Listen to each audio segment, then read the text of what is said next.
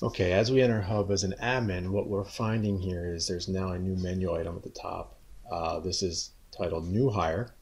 So if we go to the New Hire area, we'll now see our New Hire dashboard. Within here, you're going to have cards for any existing new hire that's currently in process. Each of these cards will be color coded to kind of give you an idea of where they are in the process. You can see the status is visible as well.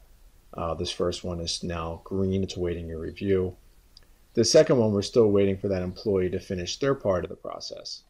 But let's go through here and let's add a new one.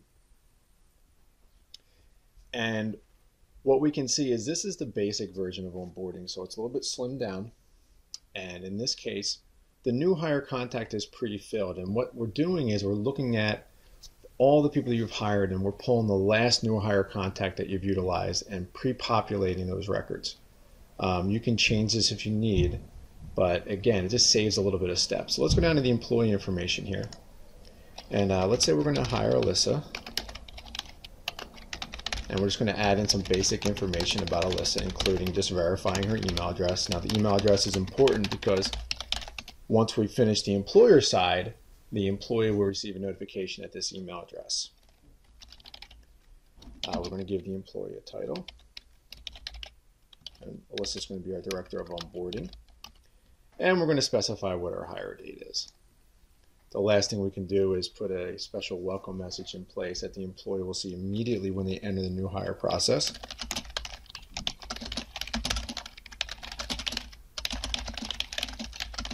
Oops, and you can see I've been doing the word onboarding a lot. So let me save and continue. We now move to step 2, which is our customization here. What we can see is, again, we're on the basic version, so it's slimmed down. It's really simple and easy. Do you want the employee to fill out the Fed W-4? Do you also want them to fill out the direct deposit form?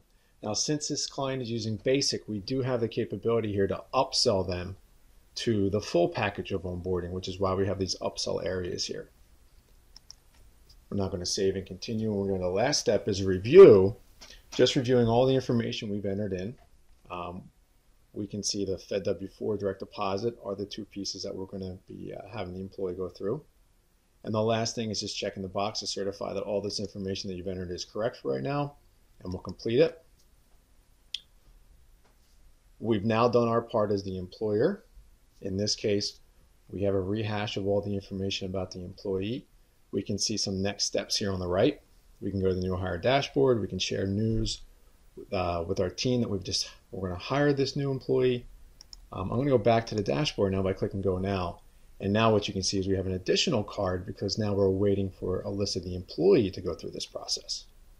So this is the company setup and the company steps in order to actually get the onboarding process moving for a new employee.